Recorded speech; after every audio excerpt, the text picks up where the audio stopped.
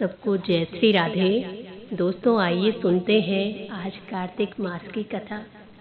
राजा पृथु ने कहा कि हे मुनि श्रेष्ठ नारद जी, आपने कार्तिक माह के व्रत में जो तुलसी की जड़ में भगवान विष्णु का निवास बताकर उस स्थान की मिट्टी की पूजा करना बतलाया है, मैं श्री तुलसी जी के महात्म्य को सुनना चाहता हूँ।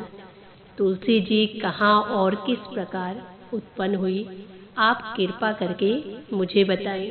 तब नारद जी ने कहा कि हे राजन, अब आप तुलसी जी की महत्ता को ध्यान पूर्वक सुनिए।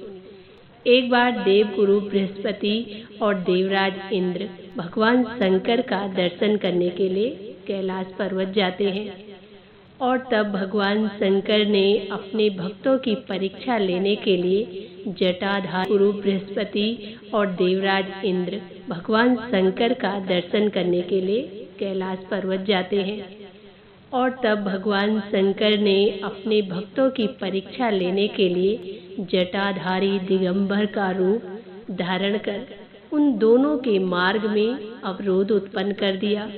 वो तेजस्वी शांत लंबी भुजा और चौड़ी छाती वाले गौर वर्ण और अपने विशाल नेत्रों से युक्त तथा सिर पर जटा धारण किए वैसे ही बैठे थे, लेकिन भगवान शंकर को वो पहचान न सके और इंद्रदेव अब उनसे उनके बारे में पूछने लगे।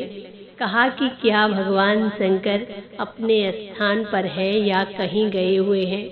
और ये सुनकर वो तपस्वी रूप भगवान शिव कुछ नहीं कहते हैं। इंद्र को अपने त्रिलोकी नाथ होने का गर्व था, उसी अहंकार के प्रभाव से वो चुप किस प्रकार रह सकता था। और अब इंद्रदेव क्रोधित होकर उस तपस्वी से कुछ कहने लगे और कहा कि अरे, मैंने तुझसे कुछ पूछा है और तू उसका उत्तर भी नहीं देता। मैं अभी तुझ पर वज्र का प्रहार करता हूँ, फिर देखता हूँ कि कौन तेरी रक्षा करता है। इस प्रकार कहकर जैसे ही इंद्र ने उस जटाधारी दिगंबर को मारने के लिए हाथ में वज्र लिया, वैसे ही भगवान शिव ने वज्र सहित इंद्र का हाथ पकड़ लिया और विकराल नेत्र कर उसे देखा। उस समय ऐसा प्रतीत हो रहा था कि वो दिगंबर प्रज्वलित हो उठा है और वो अपने तेज से जला देगा। और भुजाएं स्तंभित होने के कारण इंद्र दुखी होने के साथ साथ अत्यंत कुपित भी हो गया, लेकिन उस जटाधारी दिगंबर को प्रज्वलित देखकर बृहस्पति जी ने उन्हें भगवान शंकर जानकर प्रणाम किया और दंडवत होकर उनकी स्तुति करने लगे।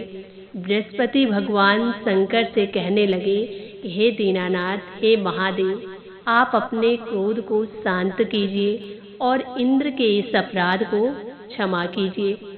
बृहस्पति जी के ये वचन सुनकर अब भगवान शंकर गंभीर वाणी में कहते हैं कि मैं अपने नेत्रों से निकाले हुए क्रोध को किस प्रकार रोक सकता हूँ।